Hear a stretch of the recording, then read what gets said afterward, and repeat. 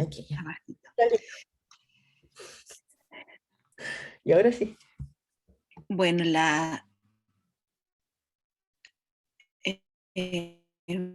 la clase de hoy día tenemos nuestra despedida, nuestra última clase. Y además, como ustedes tienen el taller, vamos a hacer una pequeña revisión antes de continuar con nuestra clase de cierre. Había una compañera de ustedes que me había pedido presentar su trabajo para tener retroalimentación. La Aranzazú me dijo. Así que Aranzazú, no sé si lo quieres compartir o cómo. Sí, profe, lo comparto. Ya, dale.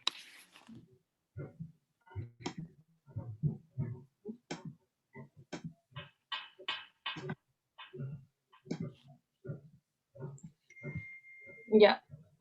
Y acá está nuestro trabajo. Soy con Ángel, Isabela, Julio y Álvaro. Y estuvimos llenando la tablita del taller pensando en un octavo básico. No sé si parto por la tablita o parto por la Yo creo que reseña de parte la por clase. explicar el contexto No de sé la clase qué... primero y lo que van a hacer. Ya, voy entonces a leer la reseña. Desarrollo de una clase con foco en los elementos del lenguaje musical e interpretación, pulso y ritmo, según lo sugerido en el OA 02 para un octavo básico. Esto se abordará en primera instancia rescatando los conocimientos previos de los estudiantes a través de una actividad que permita la analogía entre imágenes que representen situaciones conocidas con pulsos específicos. Paréntesis, una marcha militar, una pareja que baila vals, una pareja que baila salsa, etc. Posteriormente, el profesor expone conceptos y conocimientos teóricos de la materia a tratar, pulso y ritmo, mostrando un PPT para ello. Luego de esta exposición se realiza una actividad entre el profesor y los estudiantes donde aplican los conceptos tratados mediante una audición dirigida, con el objetivo de que clasifiquen lo escuchado en una tabla realizada en la pizarra por el profesor. Finalizando la clase, se les pide a los estudiantes que elijan 2 canciones con ritmos disímiles entre sí, a modo de realizar un análisis de pulso y ritmo, a partir de un cuadro comparativo entregado en una guía a fin de sintetizar, integrar y realizar un resumen final. Ese es el contexto de la clase. Ya, a ver, espérate, me surgen algunas dudas. Tú dices al principio, dices, abordará rescatando los conocimientos previos de los estudiantes a través de una actividad que permita la analogía entre imágenes. Pero ¿y cómo rescatan los conocimientos previos? ¿Le muestran las imágenes y los alumnos tienen que ir diciendo? ¿Cómo? Sí, uno muestra las imágenes, ejemplo, una marcha militar y muestra la foto de esa situación. Y se le pregunta a los estudiantes, esta situación, ¿qué ritmo? Así como con las palmas, por ejemplo, ¿ustedes creen que tiene? ¿O qué pulsación? Entonces, no sé, pues ya la marcha así como ta, ta, ta, ta, ta, por decir algo. Eso va a ser la manera en que se va a reconocer como las imágenes. Entonces también, por ejemplo, Entonces, si es un bar... te faltaría agregar eso. Los alumnos deben decir qué ritmo están presentes en la imagen o no sé lo que te parezca. Ya, voy a poner...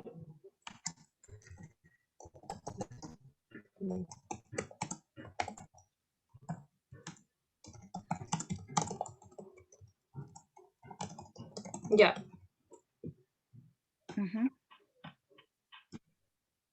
¿El resto estaría ok, profe? O sea, ¿le queda claro cómo el resto de la reseña? El profesor donde apliquen los conceptos totalmente, una audición dirigida.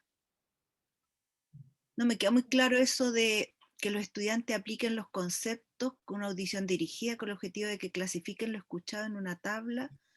¿Qué es lo que clasifican los ritmos? Sí, nuevamente es lo mismo. Ahora es una actividad donde el profesor pone música, por ejemplo, y les pide a los alumnos que identifiquen musicalmente qué ritmo tiene cada música y eso lo va anotando el profesor en la pizarra. Esa es como la segunda actividad. Ya, entonces yo diría que desde ahí donde dice posteriormente, eso sería la parte construccional. Ya, Entonces, habría que especificar para el desarrollo de los contenidos, para el abordaje, en la etapa construccional, como sea, algo que especifique los 3 momentos. En el fondo, en esa reseña de la clase, tú relatas cómo vas a abordar esos 3 momentos. ya.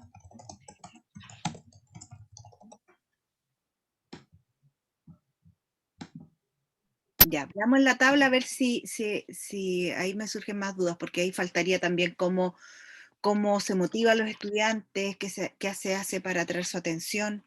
Pero veamos si está acá más claro en la tabla. Ya. Bueno, tenemos las estrategias de enseñanza y las estrategias de aprendizaje de lo operacional. En las estrategias de enseñanza se enuncian los objetivos de la clase como introducción. En un PPT, mostrar imágenes de situaciones que evoquen un pulso específico. Ejemplo, foto de alguna marcha, una pareja bailando vals, cueca, etc. Después, estrategias de aprendizaje, habilidades de memoria y asociación, y habilidades comunicativas, que sería como lo que estaría en juego con ese tipo de actividad. Ya, no me queda muy claro ahí un poco lo mismo que te decía antes. Para activar conocimientos previos se enuncian los objetivos de la clase. O para activar conocimientos previos, yo diría que está más bien, según lo que habíamos conversado en el relato anterior, para activar conocimientos previos se muestra el PowerPoint y los estudiantes evocan los ritmos. ¿Claro? Y ahí habría que decir que el profesor genera preguntas para incentivar, no sé, para favorecer la evocación de los conocimientos previos, pues, porque todo eso puedes mostrar el PowerPoint, pero el profesor tiene que ir preguntando para que los alumnos activen conocimientos previos, ¿no? Claro. Ya. Se supone que tiene que haber cierta correspondencia entre la segunda columna con la tercera. Entonces tú tienes que activar conocimientos previos y quizá eso corresponde como a la segunda actividad que tienes acá. Y para motivar faltaría algo que decíamos que podría ser la cosa conductista de los puntos para una prueba. Para activar la atención también a lo mejor la presentación del PowerPoint podría tener que ver con eso. Y plantear objetivos, bueno, es como obvio que es lo de arriba, pero la idea es que lo que te quiero decir es que exista como correspondencia. Tú tienes que tener conocimientos previos y a esa altura tienes que tener la actividad de los conocimientos previos para que yo pueda entender pues, la relación entre una y otra. Entonces la de los objetivos tiene que ir a la altura de los objetivos, ¿me entiendes? Sí, sí, sí, entiendo. Para que exista coherencia en la tabla. Ya. Eso, quizá especificar un poco más cómo motivar o que se motiva porque, no sé, se va a hacer una presentación con baile en la próxima clase, qué sé yo, alguna cuestión que tenga que ver con motivación, pues. Piensen Claro, ustedes cómo podría hacerse y que además tenga que ver a lo mejor con la parte post-instruccional, no sé. Ya, sigamos. ya. Acá después, en la estrategia de enseñanza que tenemos sería el PPT con imágenes y conceptos centrales para una clase de interpretación, ¿Ya? explicación teórica y práctica de conceptos de pulso, metrónomo, rítmica, etc. Estudiantes clasifican e identifican ritmos en una actividad de audición dirigida. ¿Ya? Y estrategias de aprendizaje en este caso sería la representación de los fenómenos a través de la mímica. Ujú. Hablábamos, bueno, aplaudir, etcétera. La retención de datos y la recuperación de datos. Sería como lo que está. ¿Sí? Puede ser. Oh, se me pasó que acá en las estrategias de enseñanza, esta actividad era como guiada y asistida por el profesor. Ah, Ujú. como que Sí. olvidé mencionar. Ujú. Luego en el post operacional tenemos, ahí tengo que andar leyendo las estrategias de enseñanza. Los estudiantes eligen 2 canciones con ritmos disímiles entre sí y realizan un análisis de pulso y ritmo a partir de un cuadro comparativo propuesto por el profesor en una guía, con el objetivo de sintetizar, integrar y valorar el propio aprendizaje en un resumen final. Y en ello estaría las estrategias de aprendizaje, la comparación y análisis y la clasificación y síntesis de datos. Implicado. Ya. Tal vez haya otra estrategia de aprendizaje ahí en esto, quizás metacognición también, con esto de valorar el propio aprendizaje en un resumen final, o habilidades de síntesis también, en la última columna. Sí, eso caché. Metacognición, habilidades de síntesis, o el tema del resumen.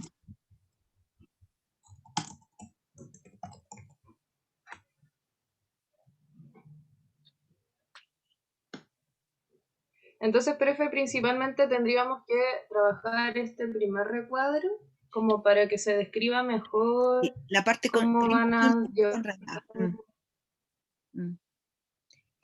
Y algo para motivar que Y también, podría ser que tenga relación con la última actividad a lo mejor, que ellos que tienen que captar bien de qué se trata, porque al final van a elegir 2 canciones, o sea, como que eso los motive, los enganche, o no sé, o aplicar ritmos, estos ritmos donde están presentes en la música actual o en la música que a ellos les gusta, algo así que les genere un enganche, ¿me entiendes?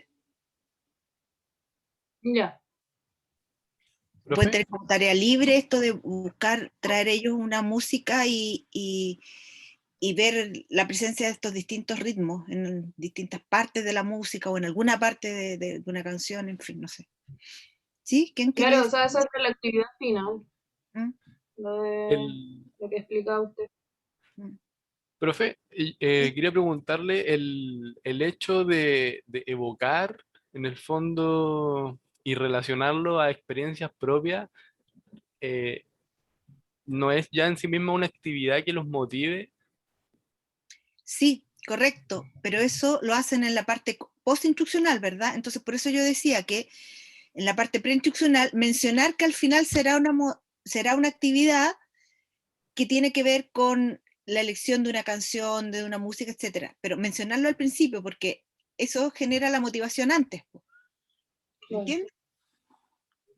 Claro, sí, sí.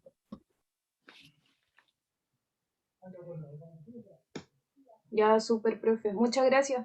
Ya, de nada. De ver cómo. Ay, ¿cómo lo hago? Acá está.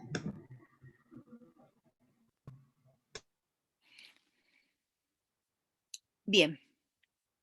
¿Alguna duda? ¿O algún comentario de alguien? Profe, en la tarea dentro de la tablita, no importa si uno cambie el orden de la, No, como no ejemplo, que importa. primero hagamos la motivas. Nosotros lo hicimos como que en algunas cosas cambiamos un poco el orden. Sí, yo creo que eso también es estratégico, que ustedes Ya. deciden qué hacen primero ¿Mm? con miras a, ¿Mm? a lograr el objetivo de la clase y lograr mejores aprendizajes, en fin. Y además yo creo que también esos objetivos que están en la segunda columna, yo creo que los puse así, no en un orden. Ya. Y teníamos otra pregunta, profe. Nosotros en la descripción colocamos el tema, el contexto de la clase como es el tema unidad de evidencias de la evolución. Hicimos una PPT y se la pusimos ahí. ¿Está bien? Sí, O, está bien, ya. Está bien está como bien. contexto, como para explicarle de qué se va a tratar la clase en inicio y que después ese mismo PPT lo tenemos dentro de una de las actividades. Sí, Lo correcto. otro, Yo creo eh, que es bueno ahí en esa aplicación, también lo separan en los 3 momentos de pre, co y post instruccional, porque entonces así me queda más claro a mí. Sí, lo que pasa es que la PPT en sí misma está en lo coinstruccional porque hicimos otras Sí, actividades previas y después. Lo otro que hicimos una PPT en Genially, le vamos a mandar el link, pero también la hicimos en el otro, en el PowerPoint normal, en donde está como pegada cada una de las PPT, pero lo hicimos, correcto. sí, ojalá lo pueda ver. Y el otro que teníamos de Sí, preguntas. otra cosa. Hola, ¿se escucha? Sí. Sí, se escucha. Hola, profe. Que nosotras en el cuadro pusimos las actividades, pero en el anexo las explicamos y Ya, pusimos como sí, una sí, imagen, ¿sabes? sí, Porque sí, sí. eran muy grandes para el cuadro. Sí, lógico, por eso les dice que en el cuadro va la síntesis, pero va toda la explicación en ahí donde explican lo que van a hacer en la clase. Y para esa explicación es bueno que vaya también separada en los 3 momentos. Creo que yo que es más fácil pues, para explicarlo. Ya, gracias. Ya, perfecto. Gracias, profe. Nada. ¿Alguien más? Profe, su señal está un poco lenta, parece. Como que... Ahí La volvió. conexión está inestable. Fíjate que no sé por qué. Sí. No sé por qué antes, de hecho se me cayó. Y si me cambio de... Se supone que tengo ahora un internet mucho mejor, pero no sé por qué últimamente ha estado regular nomás. Bueno, esperemos que funcione. Les quiero compartir muy brevemente un PowerPoint de organizadores gráficos, porque lo que me gusta de este PowerPoint, que tiene mucho que ver con lo que estamos haciendo ahora, esto de cómo logramos generar aprendizaje significativo en los estudiantes, a la vez abordar estrategias de aprendizaje en los estudiantes. Entonces, este PowerPoint me lo hizo un estudiante, un ayudante que tuve yo hace harto tiempo, yo lo encuentro súper bueno en realidad, y yo les decía que una propuesta de trabajar con los organizadores gráficos que esté más centrada en el trabajo del estudiante es muy útil para para lograr que el estudiante se apropie del contenido, para la significación, para que sea efectivamente un aprendizaje significativo al integrar los contenidos en estructuras ya existentes, ¿ya? No sé si se ve bien. ¿Se ve? Sí, profe. Ya, Sí. perfecto. Entonces, tenemos aquí un alumno, un estudiante que tiene que aprender a aprender, tiene que pensar. El aprender a aprender, esto partió con el constructivismo, a ver qué año sería, fines del 90, 2000, estábamos mucho con esta onda del aprender a aprender. Salió de hecho un libro que se llamaba así, Aprender a aprender, que no se trata de aprender conocimiento, contenido, sino que aprender cómo se aprende, es decir, el desarrollo de las habilidades. ¿Cómo lo hacemos para poder aprender cualquier contenido que necesitamos aprender? Por la razón que yo les mencionaba la semana pasada, porque es demasiada la información que existe, no podemos enseñarlo todo, además porque la información se está generando día a día y el estudiante tiene que tener las capacidades para ir a buscar el conocimiento que necesite, cualquiera sea, sobre todo entendiendo que el conocimiento está bastante mal al alcance de la mano que hace 20 o 30 años. Entonces dice aquí, esta es una cita de Novak. Novak es el autor de los mapas conceptuales, ¿se acuerdan que les comenté? Que trabajó con Ausubel. Es importante el rol de los significados manejados por el alumno y por lo tanto la estructura y la naturaleza de los conceptos elaborados por ellos. O sea, lo que propone Novak es que nosotros tenemos que trabajar sobre la construcción de los significados acerca de los conceptos que el alumno está haciendo. Y por eso él propone esta estrategia de los mapas conceptuales. Entonces, acá tenemos una pregunta. ¿Cómo ocurre el aprendizaje? Y eso les pregunto yo a ustedes. ¿Cómo ocurre el aprendizaje? Hay un niño o niña, un aprendiz, un estudiante en la sala de clase, que está ahí listo para aprender y viene el conocimiento llegando que tiene que entrar como un embudo. Y ahí está el conocimiento con distintas formas y colores, tiene que entrar como a través de un embudo a la mente del estudiante. Entonces el estudiante lo toma y lo integra tal cual en su mente, en su cabecita, ¿cierto? Es una posibilidad. Díganme ustedes si esa posibilidad es lo que buscamos o no. Acá hay otra posibilidad. Está el estudiante con sus conocimientos previos, que son los que están ahí con los colores rosados, celestes y el otro cuadradito. Llega el nuevo conocimiento y entonces el alumno lo toma y lo pega. Y hay ahí un conocimiento donde están ambos, sus conocimientos previos más los nuevos. ¿Podría ser esa una posibilidad? Podría ser. Veamos qué más tenemos. Aquí hay una tercera opción donde está el estudiante con sus conocimientos previos, viene el conocimiento nuevo y dentro de la mente habría ahora dos estructuras cognitivas, dos conocimientos distintos, el que el alumno ya tenía y el que entregó el profesor. Poco probable que se nos guste, ¿verdad? Porque nosotros no queremos generar conocimientos como aislados, sino que integrados. Y aquí hay una última opción, que es probablemente la que les va a gustar más, que está en la mente del alumno acá como si fuera esta nubecita, el embudo por donde va a ingresar la información, que podrían ser los órganos de los sentidos, como lo veíamos con Gañé, ¿cierto? Los receptores, ojos y oídos principalmente. viene el conocimiento entrando por este embudo, por los receptores, y al interior de la mente del niño el conocimiento es separado, es desmembrado, es desglosado en sus distintos componentes, como podrían ser los conceptos. Y luego, acá vendrían a actuar los conocimientos previos, esto es lo que el alumno ya tenía, este circulito rosado con el cuadrado celeste, y actúan también sobre los conocimientos que venían llegando. Y con la metáfora de la construcción, ponemos ahí un martillo, todo esto se desarma para generar un todo nuevo, donde ya no es ni ni los conocimientos previos como dos cosas separadas, sino que un todo junto. Esa es la idea del nuevo aprendizaje, donde se integran los contenidos nuevos en las estructuras cognitivas con los conocimientos previos del estudiante, pero se arma un todo nuevo. No es una suma de cosas, sino que es un todo. Por eso es mucho más sistémico, los conocimientos se influyen mutuamente. No es como cuando yo dejo algo guardado en un cajón y ahí permanece, tal cual está. Esto no. Los conocimientos se influyen mutuamente, por lo tanto, los conocimientos previos influyen fuertemente sobre los nuevos conocimientos. Y eso es lo que plantea el constructivismo, que las concepciones previas determinan fuertemente el aprendizaje. Por lo tanto, siempre, sí o sí, tenemos que tener en cuenta los conocimientos previos, lo que el alumno trae, e insisto, es lo que trae desde la casa, es lo que trae desde la educación informal, desde la cultura. No necesariamente lo que trae, decía yo, de la clase pasada, o de la semana pasada, o del año pasado. No es la materia que vimos antes, no es la materia pasada, sino que los conocimientos previos es el conocimiento que verdaderamente está en la estructura cognitiva del estudiante y probablemente proviene de su mundo inmediato, del mundo cotidiano, no de la sala de clase, en muchos casos, en la mayoría de los casos.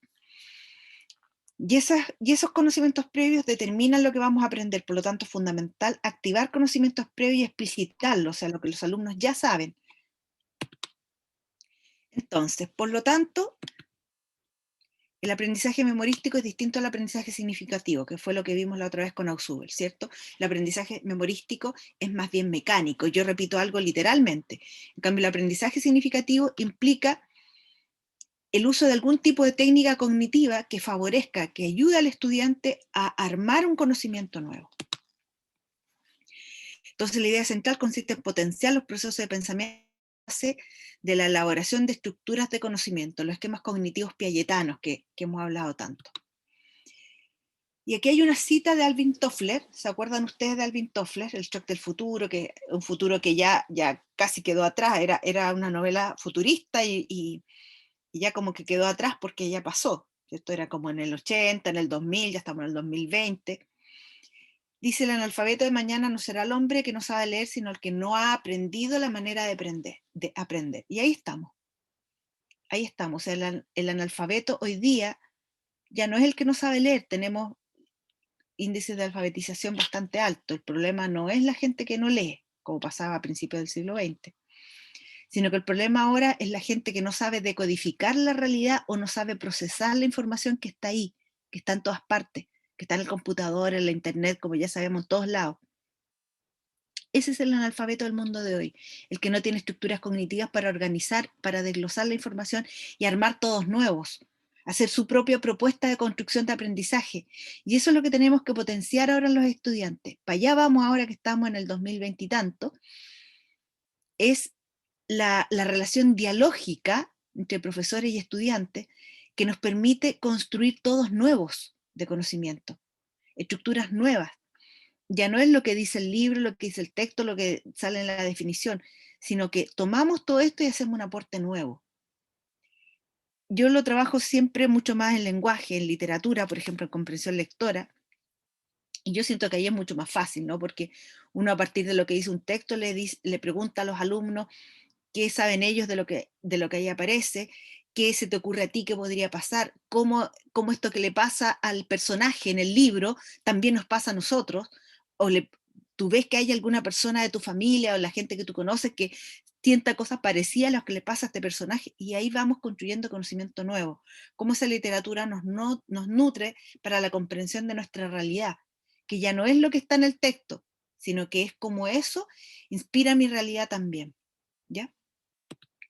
Entonces, el rol del profesor ahora es preparar estudiantes estratégicos, ya no es preparar estudiantes que reproduzcan conocimiento.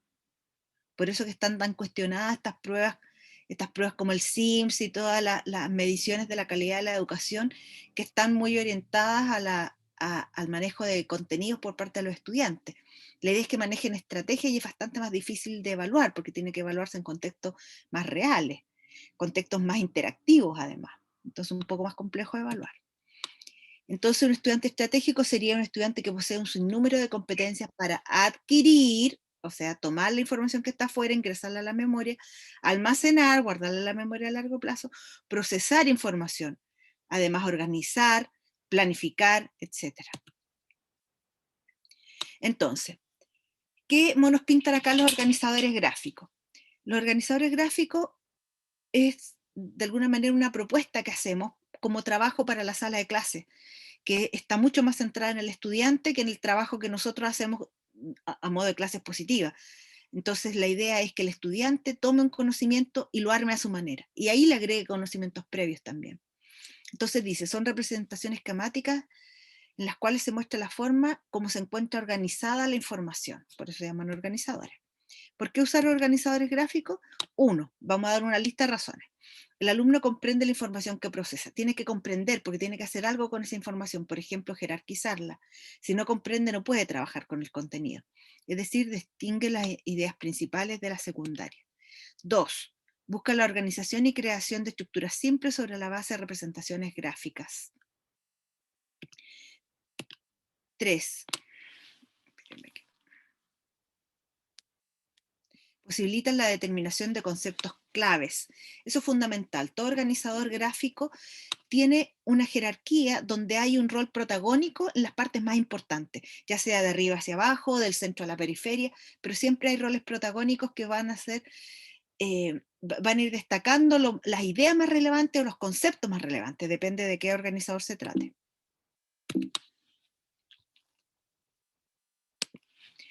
4. Parten de las ideas previas que tengan las personas. Eso también es importante. En general, en las salas de clase, los alumnos no tienen la costumbre de que el profesor reconozca lo importante de sus conocimientos previos, entonces habitualmente los dejan afuera. Nosotros tenemos que incentivarlo a que pongan también concepciones que no están dadas en el texto, que no están dadas por los conceptos que nosotros les dimos, sino que concepciones que ellos aporten, ideas o conceptos.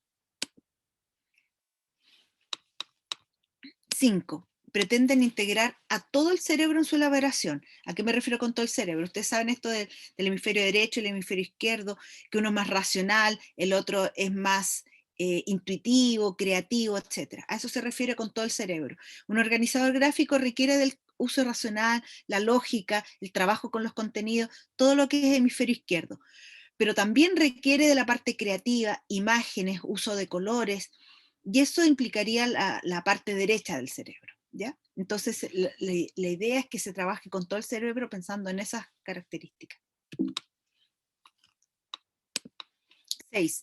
Permiten tanto la construcción individual, uno lo puede pedir a un estudiante que lo haga de a uno, como el intercambio de significado a través del trabajo cooperativo. Es muy útil hacer este tipo de organizadores en grupo.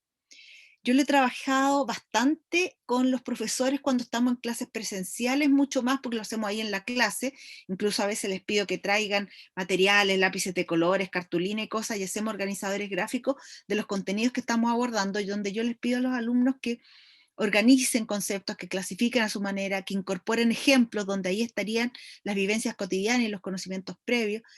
Y resulta que son bastante entretenidos. Al trabajarlos en grupo también los alumnos se relajan, vamos conversando, yo voy interactuando con ellos también en los grupos. Y a mí se me ocurre que es una buena estrategia para usarla con los estudiantes en enseñanza media también, donde los estudiantes pueden estar más relajados y trabajando grupalmente, discutiendo los conceptos, aportando sus conocimientos previos, su experiencia, cuando uno les pide ejemplos. Y eso ayuda mucho a la retención de información también. 7. Todos organizan sus conceptos basándose en una jerarquía, es decir, parten de los conocimientos generales hasta llegar a los específicos. Yo les decía, depende del organizador, si va de arriba hacia abajo, donde el concepto madre o el más relevante puede estar arriba, o podría ser un organizador más circular, donde yo pongo al medio una idea central, más tipo mapa mental, y voy poniendo hacia afuera las ideas vinculadas con ese concepto central y siempre respetando la jerarquía. Entonces, en el siguiente nivel tengo ideas aún generales, después más específicas, y en la periferia podría tener situaciones mucho más puntuales como a nivel de ejemplos que el estudiante tiene que aportar. Características, tienen conceptos, tienen palabras de conexión y tienen signos gráficos. O sea, conceptos en un mapa conceptual podría ser ideas en un mapa mental, palabras de conexión que nos permiten enlazar las ideas, los conceptos, y signos gráficos como cuando uno le pone flecha o algún otro tipo de signos como llaves, etc. Ahora tenemos una especie de línea de tiempo con distintos tipos de organizadores gráficos, como de los más comunes o más que se usaban más antiguamente hasta los más actuales. Escalonamiento. El escalonamiento es como poner las ideas como en el índice, como título y subtítulo. Cuadros sinópticos, como cuando uno usa esos cuadros con llaves, se usan bastante, por ejemplo, en la nomenclatura en biología, en ciencia. Diagramas de flujo, causa-efecto, esos siempre van de arriba hacia abajo, de izquierda a derecha, y con flechas. Los diagramas de flujo siempre van con flechas. Ahí les voy a mostrar algunos ejemplos. Redes, como redes semánticas. Mapas conceptuales, los de Novak, que están en concepto y siempre van de arriba hacia abajo, no es un esquema libre de ningún tipo. Mapas mentales, que son concéntricos, van con una idea central al medio y se van abriendo hacia afuera. A mí eso me gustan bastante, pues son más relajados. Además se incorporan imágenes, dibujos, colores, son entretenidos para trabajar sobre todo con los niños más chicos, pues los niños de enseñanza media a veces son como un poco flojos, no, que no quiero dibujar, pero depende en realidad del grupo que uno tiene, cómo los haces enganchar. Mandalas, los mandalas también son redondos, pero tengo dividido el círculo, podría ser en 4 o en más figuras, pero también tienen relación las de arriba con las de abajo, las de izquierda con las de la derecha. Supernotas, las supernotas son como los cómics, ahí van a ver algunos ejemplos. Ahí tenemos ejemplos de escalonamiento, yo les decía que es como el índice del libro, ¿cierto? Donde tengo un título grande y los otros subtítulos y lo que va dentro de eso. Después, los cuadros sinópticos, cuadros de llaves con el concepto general, lo mismo que uno tenía en el anterior, por ejemplo, lo puedo llevar a llaves, con categoría y subcategoría. Aquí tengo un diagrama de flujo, causa-efecto. Aquí lo importante es el uso de flechas. Siempre el diagrama de flujo va con flechas. Y redes o mapas conceptuales, ustedes ven que en este mapa, este es un mapa conceptual de cómo se elabora un mapa conceptual, de lo que es un mapa conceptual. Entonces tengo el concepto más importante arriba y se va desdoblando hacia abajo. No tiene flecha, solo líneas con palabras de enlace y yo armo una oración. Por ejemplo, un mapa conceptual aplica teoría del aprendizaje significativo. Mapa conceptual es estrategia de aprendizaje. Mapa conceptual favorece los contenidos factuales. Y así, se lee siempre un círculo, el conector con el otro círculo, en cada nivel. Se van armando oraciones válidas. Y yo aquí al final debería tener los niveles más específicos con un ejemplo.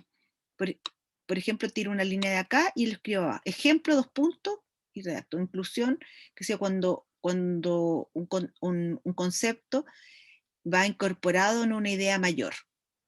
Y eso lo redacto, porque eso ya no es un concepto, entonces no va en un óvalo, va redactado al final. Y aquí hay un mapa mental que tiene la idea central al medio. El mapa mental es ideográfico, o sea, de ideas, no de conceptos como el anterior. Y estas ideas se van desdoblando hacia afuera, hacia la periferia. Entonces, ¿cómo crear mapas mentales? El tema aquí se lee en el sentido de las agujas del reloj, es decir, de izquierda a derecha, partiendo por arriba. Entonces, en cuanto a diseño, posee jerarquía, un orden numérico. Hay que desarrollar un estilo personal, donde uno lo hace a su manera, y eso es lo que me gusta, lo que yo digo cuando digo que es más libre. Los alumnos se relajan, es libre, le pegan monitos, le hacen cosas, le hacen florcitas, la niñita, en fin, todo al estilo de lo que quieren. Use la asociación, use colores, use códigos. Sea claro, el papel se usa en general en forma horizontal porque como que se aprovecha mejor el espacio. Letra imprenta, la letra debe ser clara. Las líneas, igual que las palabras, yo elaboro una línea que siempre toma la forma horizontal y se escribe sobre esa línea. Y pongo las imágenes también sobre la línea, como acá. Se orden numérico y eso es del tamaño de la línea. Y se escribe sobre la línea. Y la línea siempre va tomando forma horizontal y el mapa también en forma horizontal. No, yo no escribo hacia arriba, como para ir girando el mapa para irlo leyendo, sino que siempre va a estar derecho. Y siempre escribo, las líneas se van poniendo derechitas y escribo sobre la línea. ¿Ya? Y además tiene la posibilidad que yo lo pueda ampliar todo lo que quiera hacia afuera. Le sigo pegando hojas y puedo hacer un mapa mental gigante del porte de toda una pared.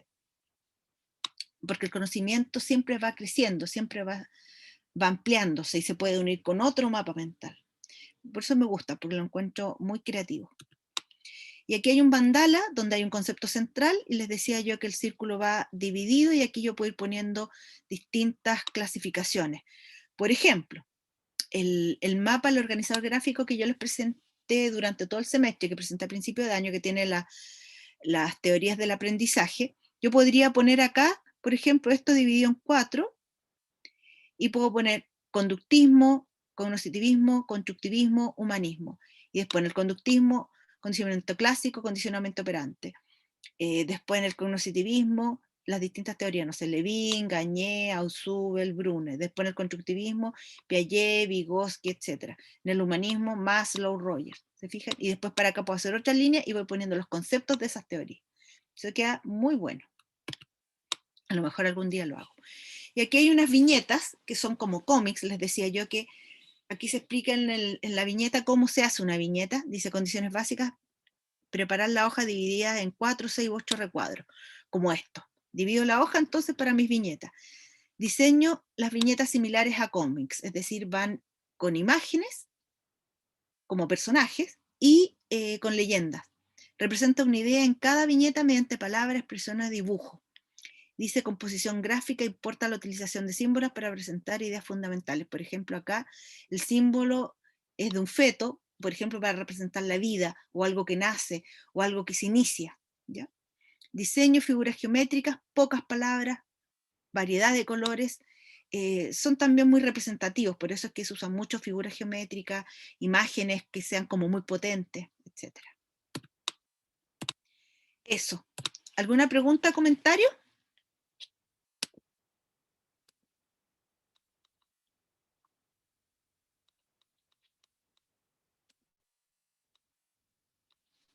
¿No hay preguntas? ¿No hay comentarios? No, profe, está súper claro, quedó súper claro todo.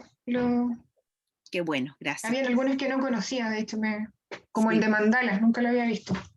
Los mandalas se usaron harto, yo los usé harto, a ver, ¿cuándo sería? Hace unos 10 años, fácil, 15 quizás. Se aparecieron en unos libros por ahí y se empezaron a usar. Después estuvieron bien de moda los organizadores gráficos y alguien me mandó por ahí no era un artículo, no era un PowerPoint tampoco, era como una guía de organizadores gráficos que había de todo. Había uno que se llama espina de pescado, que se usaba bastante en Sí, currículum. sí, hay uno que tiene forma de pescadito, que lo usan harto los de lenguaje, me parece. Sí. Hay otro que es la heurística de Gowin, que se usa, por ejemplo, en metodología de la investigación, como para sistematizar un marco teórico, o sea, todo el proceso metodológico en realidad de una investigación. Hay varios más. Yo tenía un libro que se llamaba Organizador Gráficos de la A a la Z, buenísimo, pero alguien me lo levantó, no lo tengo ya. Se me perdió, creo que lo presté y nunca más volvió. Pero durante un tiempo, yo diría que haber sido como el año 2000, 2010, por ahí estuvieron súper de moda los organizadores gráficos, porque nos permiten organizar de una manera más atractiva la información, pues, y el sentido de qué tienen, para qué lo usamos. No es solamente como por hacer la clase rellenando, porque es como entretenido, no, sino que tenemos que pensar, orientar un objetivo estratégico nosotros como profesores estrategas, de para qué usamos un determinado organizador gráfico, con qué fin, con qué sentido. yo les decía la otra vez a raíz de la comparación de Brunner y Piaget, que ahí hay que usar un organizador comparativo, no cualquier organizador. A lo mejor un mapa mental, un mapa conceptual no es el mejor organizador. Entonces uno tiene un para qué y según eso decide qué organizador es el que te queda mejor. Por eso que hay que tener un abanico importante de organizadores a modo de distintas estrategias que podemos usar, porque es mucho mejor para favorecer la organización y estructura cognitiva de los estudiantes. Porque uno, por más que le haga una clase preciosa, expositiva, no les puede abrir la cabeza y organizar su conocimiento adentro. Lo tiene que hacer él. Y una buena manera es elaborar todos estos organizadores. O sea, organizando afuera, organiza lo que tiene adentro de la mente. Y una mente ordenadita facilita el aprendizaje, como tener ordenado el closet. Funciona harto mejor cuando tengo ordenado el closet. Profe, hay como contenidos o materia en general que no se pueden pasar por estos mapas conceptuales, ¿o usted prefiere que no? ¿O todos se pueden como ordenar de esa forma? No sé. Yo me imagino que siempre es posible hacer un organizador gráfico. Ya. Incluso, por ejemplo, cuando yo trabajo, yo les contaba, trabajo el tema de producción de texto con los estudiantes, también en alfabetización académica, los estudiantes universitarios, y también ahí yo sugiero, hagamos un organizador gráfico antes de empezar a escribir, por ejemplo, con la idea principal, si se trata de una escritura como el proyecto seminario, o de un paper que va con argumentos, con mayor razón, por ejemplo, para tener el argumento central, los argumentos que apoyan, el contraargumento, cómo lo refuta, y todo eso uno lo establece en una especie de organizador con las ideas que pueden ir de arriba hacia abajo, cómo se vincula esta idea con esta, entonces después el redactar me cuesta mucho menos. Claro. Porque si tengo la relación entre las ideas, escribo la idea y digo, y esto se relaciona con esto otro, y el trabajo me queda mucho mejor articulado. Entonces, en general, yo he probado organizadores gráficos de distinto tipo, por supuesto, casi para cualquier cosa. No, yo me imagino que siempre habrá algo que a lo mejor no es tan útil el organizador, pues no, siempre hay excepciones, pero yo los he usado como en todo tipo de cosas. Ya. En ciencia se usan muchísimo, porque tú tienes que clasificar muchos conceptos, entonces se usan muchísimo, los de llave, esos como escalonamiento, o sea, uno siempre tiene que tener como el resumen de los conceptos. No, se ayudan muchísimo. Sí, súper bien, gracias, profe. Y así uno le enseña también a los estudiantes a resumir. Por ejemplo, para estudiar para una prueba haces un buen resumen, y a veces ese resumen es tipo llaves, tipo escalonamiento, es esquemático. Es mucho mejor, se relaciona mejor. Además, si tú lo haces atractivo visualmente, también te queda como que te impacta mejor los sentidos y lo retienes mejor. Bien, les quería mostrar una última cosa. A ver, espérenme, si encuentro... Vamos, les voy a compartir pantalla nuevamente para que veamos dónde estamos. Como decíamos, es nuestra clase final. Entonces tenemos que tener el panorama final también de lo que tenemos, de lo que hemos caminado todo este semestre. Y aquí está nuestro organizador gráfico. Hemos llegado al final. Ustedes pensaban que no íbamos a llegar nunca, que era mucho. Y si yo les pongo este organizador adelante, y ustedes tuvieran que contarle a alguien que llegó afuera, o una persona que dice, uy, este ramo, ¿de qué se trata para yo tomarlo el próximo semestre, el próximo año? Y ustedes le dan un panorama. ¿Creen ustedes que podrían contarles, solamente mirando este organizador gráfico, de qué se trataba todo este curso? ¿De qué se trataba todo esto, estas teorías? Yo creo que sí, ¿cierto? Porque tienen un panorama de todo. ¿Cuáles son los enfoques? ¿Por qué los colores? El conductismo, el cognoscitivismo con el énfasis en los conocimientos, el constructivismo con el desarrollo de las habilidades, y la búsqueda de autorrealización. Ahí estamos más débiles porque es lo que vamos a ver ahora. No hemos hablado nada de eso todavía, pero rápidamente lo vamos a abordar ahora. Entonces, a mí lo que me gusta de un esquema, de un buen esquema, es que tú tienes ahí en un pantallazo una posibilidad de activación de una gran cantidad de conocimiento. O sea, con ese pantallazo yo puedo activar un montón de contenido. Si les pido, hábleme del condicionamiento operante, ustedes van, se sitúan en su esquema y dicen, esto era tal cosa, ya. Digo, ¿qué dijo Skinner? ¿Qué era lo que decía Sondheim? Los voy paseando por aquí y pueden ir contándome de qué se trata cada cosa. Y eso es lo rico, la potencialidad que puede tener un esquema. ¿Ya?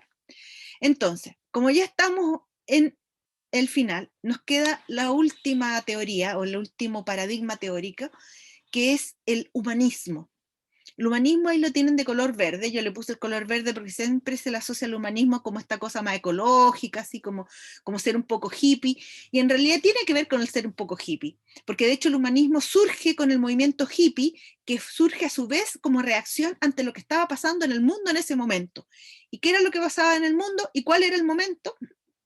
Toda la época, por ejemplo, de la guerra de Vietnam, de estas guerras que aparecían como carentes de sentido para los ciudadanos, porque las personas iban a pelear al otro lado del planeta con un país que ni siquiera, probablemente muchos no sabían ni que existía, a esa altura ni sabían que existía Vietnam, y muchos de ellos no volvían con un brazo menos, con silla de ruedas, al planeta, un país que ni siquiera sabían que existía, o perdían la vida, y eso generó bueno, eso y otras cosas más probablemente, generó una crítica importante al sistema, de esta como despersonalización, quiénes somos, cómo nos utilizan de esta manera, la pérdida de sentido de la vida. ¿Por qué tengo que ir a pelear al otro lado del planeta una cuestión que no tiene nada que ver conmigo? ¿Por qué perdí a mi hijo en esa estúpida guerra? Y así, podríamos seguir largamente. Entonces, el movimiento hippie de paz y amor tiene mucho que ver con esto, porque buscamos ahí que ya se acabe la guerra, que seamos seres más unidos, que terminen las peleas, las muertes sin sentido, la falta de valor en la vida humana, ¿ya? Que eso se termine de una vez. Entonces, este movimiento, como les decía, hippie, tuvo mucha importancia en Estados Unidos, de allí surgió este enfoque humanista. En psicología le atribuimos a un señor llamado Carl Rogers, que en psicología clínica trabajaba en la terapia centrada en el cliente. Él ya no le llamaba paciente, porque paciente se alude a un rol pasivo, y para que exista cambio en la psicoterapia, la persona tiene que tener un rol activo, y muy activo, porque debe cambiar, debe hacer muchas cosas en sí mismo para cambiar. Entonces, un rol pasivo implica como que va a la terapia, se sienta, habla y no hace nada más. Y el terapeuta tendría que ser el que cambie. No, el paciente el que tiene que cambiar, por lo tanto no puede tener un rol de paciente, tiene que tener un rol más activo, y él le llamó cliente. Esos mismos principios los aplicó luego a la educación centrada en la persona, y al estudiante no le llama estudiante, sino que le llama persona que aprende o aprendiz. Porque lo primero que él reconoce es que todos somos personas. La primera condición fundamental y una condición cero, así como una precondición, es reconocer que todos somos personas y como tal tenemos un potencial para aprender, para crecer, para desarrollarnos. Y nuestro máximo desarrollo es la búsqueda de la autorrealización, que es lo que nosotros buscamos en la vida. Lo que buscamos no es aprender en el colegio sumar 2 más 2, sino que lo que queremos es autorrealizarnos. Y autorrealizarnos es sacar el máximo potencial que uno tiene en todos los ámbitos que uno tiene. Entonces son muchas cosas. De hecho, este señor que está acá, Maslow, hizo una lista bastante larga de lo que él consideraba una persona autorrealizada, y era una gran cantidad de cosas, y además a eso sumado la posibilidad de estar en constante cambio, como siempre actualizándose. Por lo tanto, uno no llegaba nunca a la autorrealización, sino que siempre esperas tener caminos más altos de autorrealización. Entonces él, de acuerdo a su concepto, evaluó la autorrealización en los estadounidenses, y a fines de los 60 encontró que alrededor del 1% de las personas estaban en esta etapa de autorrealización. Todo el resto estaba en el camino, en las etapas más bajas. Entonces, les quiero mostrar la pirámide de Maslow con esas características.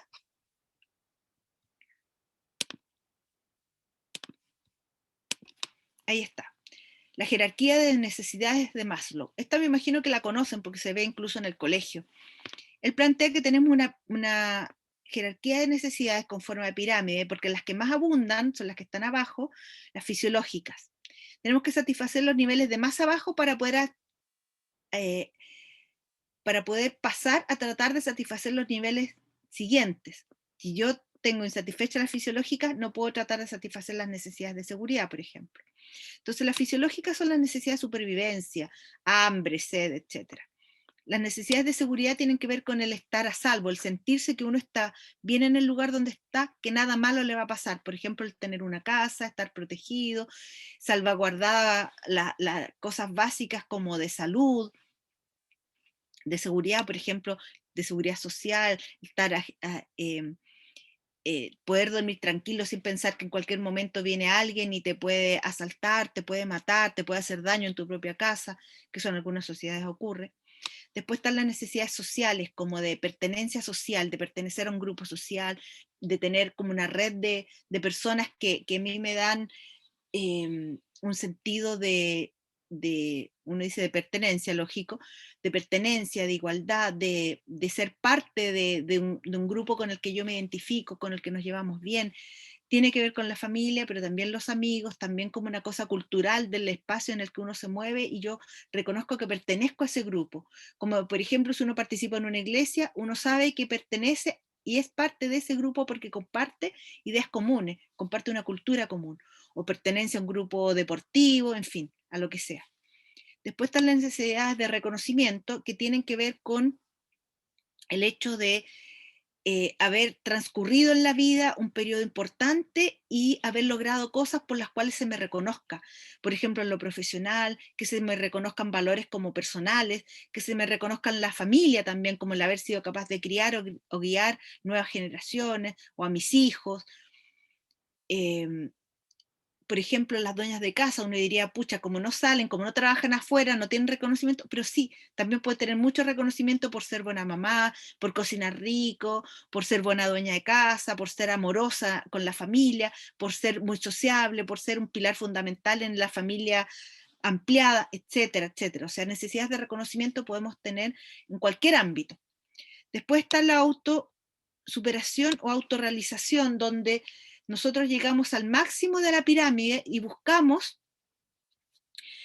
estar siempre en niveles mayores de actualización para el desarrollo de todas las potencialidades que uno puede tener como ser humano, en lo intelectual, en lo artístico, en lo deportivo, en lo creativo, no sé, en lo social, con las amistades, el tener amistades, el ser capaz de tener habilidades sociales también para empatizar, para acoger al otro, y eso además en constante cambio y evolución. Es decir, yo no soy la misma persona todos los días cambio, todos los días incorporo nuevas características, todos los días me voy autorrealizando, todos los días soy más como persona.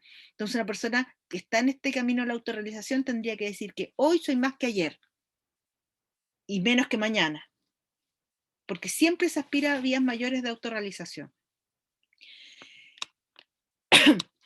Bueno, eso es lo que propone Maslow. Y, espérenme un poquito, voy a dejar de compartir, les quiero mostrar cuál es la propuesta de educación central a la persona de Rogers, porque es bastante complejo, ¿eh? No es tan simple. Hay un texto que muchas veces yo lo doy como lectura complementaria. Se me perdió.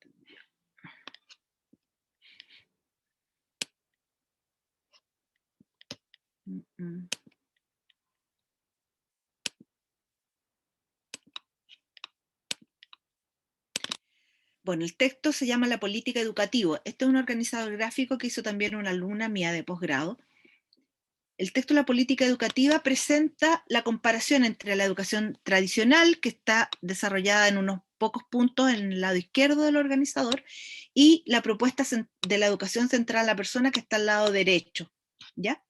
Entonces, aquí asumimos un rol del profesor, un rol del estudiante, qué se entiende por aprendizaje, cómo se ubica el currículum, cómo se produce la evaluación, cómo es el clima al interior de la sala de clase. Esos son más o menos los puntos que se comparan en esta política educativa. Son 10 puntos en que el primer punto es una precondición, que es lo que yo enunciaba hace un rato, del hecho de creer en la persona.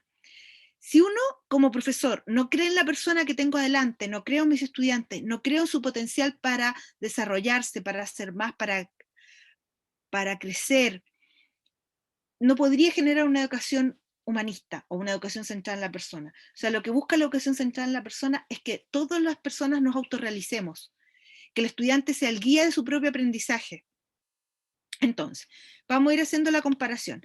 La educación tradicional, Rogers la deja bastante mal parada, pero es bastante real lo que dice. ¿No? Cuando uno lo va leyendo dice, chuta, sí, es así. Así crecimos, así nos educamos, o por lo menos así era. Yo espero y deseo, por lo menos por lo que veo en las observaciones de clases que me ha tocado ir a hacer por las investigaciones, he visto que efectivamente ha ido cambiando. El profesor es menos coercitivo, es menos castigador, es menos pesado, es menos hiriente, es menos irónico. En mi época, las tallas de las pesadeces de los profesores a los alumnos eran de libro. Eran realmente una cosa increíble. Yo me acuerdo de algunas y todavía me río, la verdad, porque eran insólitas. Me acuerdo una vez un profesor de historia que empezó a leer las respuestas de la prueba y un compañero había puesto, estábamos en la cosa de la Constitución, una prueba sobre las distintas constituciones, entonces la Constitución, no sé, el 80, no sé cuál, decía, estipulaba que la religión de Chile serían 3, católica, la apostólica y la romana. Entonces lo ponía como 3 religiones y todo, ¡juá, juá, juá! Y el pobre compañero que había escrito eso, por supuesto, rojo de vergüenza y todo. Eso es impensable hoy día, de que un profesor se burle de esa manera de las respuestas en la prueba de los alumnos. Pero eso se hacía en mi época. Y eso, por decir algunas cosas. También me acuerdo del profesor jefe, que nos preguntaba, por ejemplo, en cuarto medio, ¿qué quieren estudiar ustedes? Como tratando de hacernos algún tipo de orientación vocacional, que no ayuda para nada, por supuesto. Y me acuerdo de un compañero que yo tenía que no era mal alumno de quedarse repitiendo ni nada, pero era término medio, pues de, qué sé yo, de tener un promedio 5,9, 6, a todo reventar. Entonces él dijo que quería estudiar medicina. Y el profe, ¡juá, juá, ¿cómo se te ocurrió esto en medicina? ¿De a dónde, juá, juá? Burlándose todo el rato. Y así lo hacía con cada uno de nosotros. Y era terrible, o sea, impensable que se pudiera hacer eso. Entonces, esos ejemplos que yo doy son de la educación tradicional y de una educación tremendamente coercitiva y menospreciando a la persona, menospreciando al ser humano que tengo adelante, que es mi estudiante, ¿ya? Y eso no es lo que orienta este principio. Lo que orienta los principios humanistas tiene que ver justamente con lo que dice aquí, la condición que es la confianza, confiar en que las personas piensen por sí mismas, confiar en que las personas tienen un potencial de crecimiento que es mucho mayor que cualquier cosa, que es mucho mayor que las frustraciones, mucho mayor que los problemas, mucho mayor que cualquier dificultad que surja en el momento, porque es una motivación interna que tenemos todos los seres humanos por el solo hecho de ser seres humanos y que nos busca y nos inspira y nos ayuda para crecer, para ser más, ¿ya? En cambio, en la educación tradicional se considera al estudiante como estudiante, no como persona. Rogers propone considerarlo persona. El profesor es el poseedor único de los conocimientos. Hay una relación de poder hacia los alumnos. O sea, el profesor tiene el poder de poner las notas, de poner las anotaciones negativas, de burlarse de sus alumnos, de descalificarlos, de maltratarlos y hasta de pegarlos, como era a principios del siglo XX. De pegarles, de castigarlos, dejarlos en un rincón con orejas de burro, etc. Eso implica la relación de poder. Desconfía del alumno como responsable de su aprendizaje, entonces siempre tiene que estar poniendo situaciones como para evitar que copien en la prueba, para evitar que plagien de internet, etcétera, porque la desconfianza es lo que prima. Eso es la educación tradicional. Y en la propuesta de Rogers, el profesor confía en primer lugar. Existe esta precondición de confiar en la persona por el solo hecho de ser persona y en su potencial de crecimiento. El profesor pone o dispone los recursos de aprendizaje, el profesor crea una atmósfera que promueve el aprendizaje, y acá al profesor le llamamos, ojo aquí, márquenlo, subrayenlo, facilitador. En la educación humanista, el rol del profesor es facilitador. ¿Se acuerdan que yo les decía en el constructivismo, cuando alguien me hablaba de facilitador, ahí yo le decía no? En el constructivismo el rol del profesor se considera un mediador. De acá en el humanismo es un facilitador. Y la razón está aquí, porque dispone de los recursos del aprendizaje, como quien dice, toma todo el conocimiento y lo pone ahí, a disposición de los alumnos. ¿Y qué es tomar todo el conocimiento? Libros, materiales, la comunidad completa, otros personajes, hoy en día materiales de internet, pero todo es según lo que surja como inquietud del estudiante, no como quien dice, yo como profesor necesito que ustedes aprendan esto y aquí está el conocimiento. No, el agente de aprendizaje es el estudiante, y él inicia el aprendizaje. El profesor estaría ahí como diciendo, aquí estoy para lo que ustedes necesiten, pero no hace nada. Es una cuestión bastante difícil de comprender. Después, en el estudiante ahora, el estudiante solamente recibe y obedece en la educación tradicional. No tiene autonomía, es un estudiante mucho más pasivo, le tienen que decir lo que hay que hacer. Son considerados súbditos, y lo dice tal cual, ¿eh? Rogers dice, en la educación tradicional el estudiante es considerado súbdito, no se le considera persona, o sea, solo tiene que obedecer, tiene que acatar lo que le dice el adulto, lo que dice el profesor, lo que dicen los mayores. Hay normas, reglas de convivencia, hay un proyecto educativo que en general menciona sanciones, etc. El estudiante en la educación centrada en la persona de Rogers es considerado persona.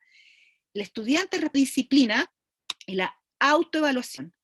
O sea, es el propio estudiante quien pone las normas y se controla a sí mismo, un autocontrol, y quien se pone nota, quien se evalúa porque fijó su propio objetivo. El currículum lo define el estudiante, qué quiere aprender y cómo lo va a aprender y en cuánto tiempo. Entonces, en base a esos objetivos, él se evalúa. ¿Logró aprenderlo? ¿No lo logró? ¿Le faltó tal? ¿No le faltó? Y según lo que le va faltando y lo que vaya evaluando, entonces cómo va profundizando. Y por eso el profesor solo facilita y dispone los recursos de aprendizaje, pero no es quien impone contenido, ni impone el aprendizaje. Luego, en relación a la clase misma, o al clima de la sala de clase, en la educación tradicional impera el miedo al castigo. Está siempre presente el miedo al castigo. Se impone lo intelectual y no la persona como un todo, no la persona completa, con todas sus emociones, con sus posibilidades, con su potencial. Solamente se impone el conocimiento, lo intelectual. O sea, la parte que va al colegio es la cabeza del niño, no va el niño entero. Se impone el plan de estudio, o sea, es impuesto. El currículum es impuesto. No es, no es, no es discutido, no es democrático como lo propone Rogers, que el currículum se podría establecer entre todos. ¿Qué queremos aprender? ¿Qué debemos, qué necesitamos, qué nos gustaría? Democráticamente, no. El currículum en la sala de clase, en la educación tradicional, así como es hoy día, es impuesto. Viene de afuera, viene de arriba. En la propuesta de Rogers impera, por supuesto, el autocontrol. Las personas definen lo que quieren aprender y cómo lo van a hacer y cómo va a funcionar la sala de clase. Es mucho más democrático. Hay un desarrollo del intelecto y los sentimientos. O sea, la parte de sentimientos y emociones es muy fundamental en la educación centrada en la persona de Rogers. Es clave en la educación humanista, la educación de las emociones. Y la clase, el grupo, el estudiante desarrolla su propio plan de estudio. No es el profesor quien lo impone, ni mucho menos un ministerio educacional quien lo dicta para todas las personas. Entonces, en síntesis, la política educativa en la educación tradicional está basada en el poder y el control ejercido por el profesor sobre y aplastando, diría yo, el desarrollo de los estudiantes. En la propuesta de Rogers, la educación central de la persona, el poder y el control lo tiene la persona que aprende, o sea, el estudiante, en una relación mutua de aprendiz facilitador.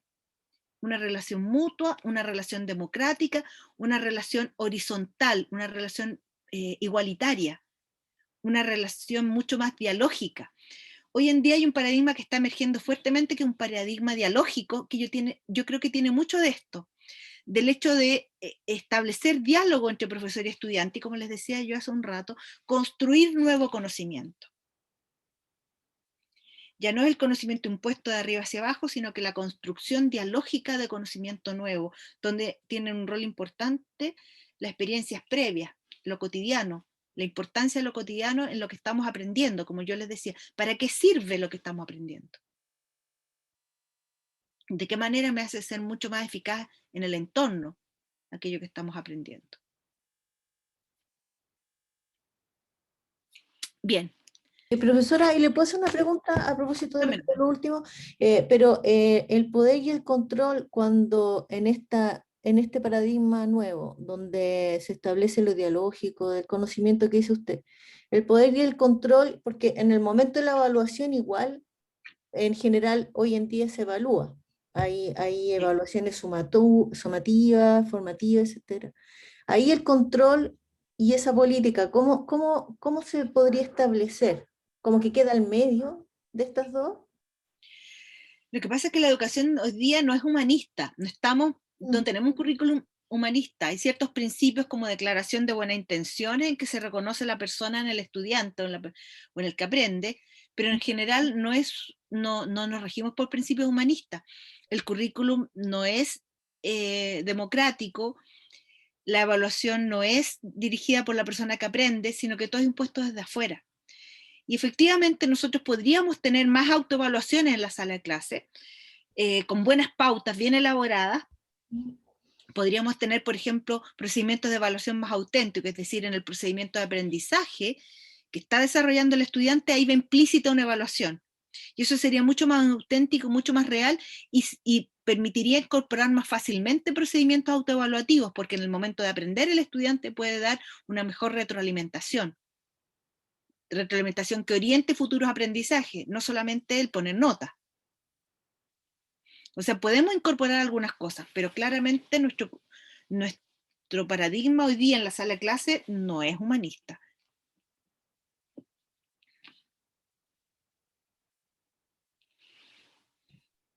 Gracias, profe. Ajá. ¿Algo más? ¿Comentarios? O sea, podríamos asumir que el enfoque que tiene hoy en día es obviamente más ligado al conductismo al fin del día. Pero es No, netamente conductismo no conductista. tanto. Yo diría que igual sigue siendo más constructivista. Mm. Yo creo Profe, que pero no van quedando ya. disculpe, profe, pero ¿y la evaluación es conductista o constructivista? Yo creo que hay de todo. Habría que ver qué se está evaluando y dímelo de qué paradigma son. Hay de todo. Yo diría que cuando se hacen evaluaciones un poco más auténticas hoy día, que están insertas, como les decía, en la actividad de aprendizaje, podrían ser más constructivistas. Cuando se hacen pruebas más tipo test, probablemente son más conductistas o cognitivas diría yo, ni siquiera tan conductistas, más cognitivas, porque están orientadas a la reproducción de conocimiento y al poner nota de cuánto conocimiento logró guardar en su cabecita. Ahora, evaluaciones más conductistas, no creo. No creo. Están en la conducta propiamente tal. Yo creo que nunca la evaluación ha sido muy conductista en ese sentido, quizá puede haber sido más cognitiva, donde siempre se buscaba solamente la evaluación de conocimiento en términos de énfasis en los procesos de reproducción memorística.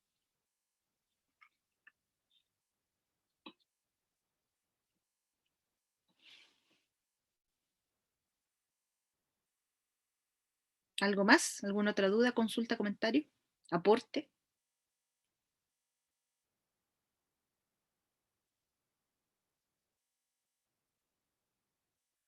¿No?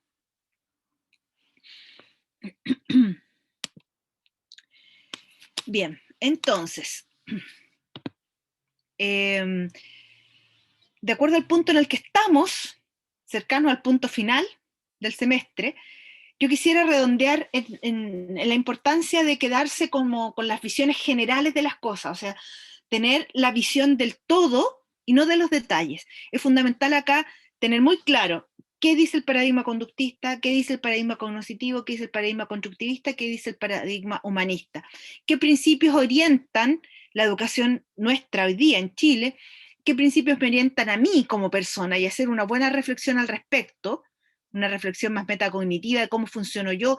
Soy humanista en muchas cosas, no soy tanto, me gusta todavía la reproducción de conocimientos memorísticos, a mí me gusta, me encanta, yo tenía muy buena memoria, entonces no me costaba tanto eso, y creo que es necesario. Pero también me gusta mucho lo constructivista, por ejemplo, desarrollando la habilidad y enfrentarme a cualquier conocimiento, así como bien armado de estrategias para abordar cualquier conocimiento que surja en la vida. Me gusta mucho eso también. Entonces, para mí, en lo personal, la mezcla de esos dos paradigmas es lo que construye un buen aprendizaje. Tener mucho conocimiento en la cabeza, sí, es necesario, porque yo no puedo ir a cada rato a buscar las cosas en internet. ¿Algunas se me olvidan? Sí, a mí con los años con mayor razón, y lo busco en internet. Pero tener una gran cantidad de conocimiento adentro, así como una enciclopedia andante, pero saber usar ese conocimiento, para mí es importantísimo. Y si algún conocimiento se me olvida, no importa, o sea, lo más clave es saber usarlo, o sea, disponer, estar muy bien dotado de muchas estrategias.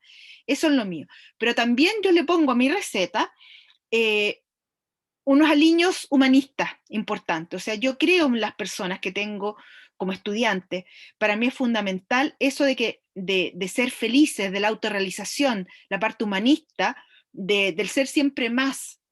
Y por eso yo en mi receta tengo muchos principios humanistas también. Creo en la persona y creo en el potencial para crecer. Y cuando alguien no está bien y no está pudiendo crecer, tenemos que ayudarlo para que haga ese saltito o que salga del hoyo en que está, darle la mano así, tomarlo, sacarlo para arriba, para que pueda seguir en su crecimiento constante. Yo creo en esos principios. Me gustaría poder tener una educación más humanista que la que tenemos, ¿no? Entonces, esa es mi receta. Ahora, ¿hay que dominar todo esto? Sí, porque les decía, es nuestro lenguaje, nuestro conocimiento. Yo espero que con este pincelazo, mostrar el panorama de formas como aprendemos, de los procedimientos como aprendemos, de los procesos implicados en nuestro aprendizaje, que este panorama entonces les haya permitido orientar bastante más los procedimientos de aprendizaje que ustedes van a implementar el día de mañana en sus salas de clase. Las estrategias de enseñanza que van a desarrollar para lograr los mejores aprendizajes posibles en sus estudiantes, para lograr que el tiempo que implementamos, tanto ustedes como sus futuros estudiantes, sea provechoso, ¿ya? Entonces, ser muy buenos estrategas en ese sentido. Entonces, insisto, espero que este panorama les haya podido orientar verdaderamente en lo que es el aprendizaje, en cómo aprendemos las personas, cómo se produce, qué cosas afectan desde afuera, como lo vimos en el conductismo también, de qué manera nosotros influimos como profesores para que se pueda aprender, para que podamos memorizar, y todo eso en un marco de un desarrollo de todas las potencialidades que nuestros alumnos traen a desarrollar en esta vida, ¿ya? Entonces, esos chicos, chicas, les deseo también mucha suerte. Me van ustedes mandando su trabajo, yo lo evalúo y, bueno, les voy a subir sus notas, cualquier cosa, por supuesto, vía mail me comunican. Yo estoy como siempre a su disposición, si alguien necesita ayuda en alguna cosa también, ningún inconveniente, si tiene el día de mañana en alguna asignatura de estas de didáctica o que tienen que ver más con los talleres de práctica y tienen alguna duda o necesitan algún aporte teórico, porque lo mío ustedes saben que es la teoría, me escriben nomás y yo de todo gusto, si los puedo ayudar, cuenten conmigo. Así que un abrazo a cada uno, a cada una, y la mejor de las suertes en todo, ¿ya? Que tengan un excelente resto del año. Muchas gracias, profe. Igualmente, profesora. Muchas Que le gracias. vaya Profe, cuídese. Y cuídense ustedes también, que estén muy bien. Y nos vemos por ahí. No sé si volveremos para encontrarnos en un pasillo, pero en la virtualidad es más difícil encontrarse. Así que suerte. Que estén muy bien. Chao, chao. Chao, profe, gracias. Chao, Chao, gracias. profe, muchas gracias. Chao. profe. Abrazos.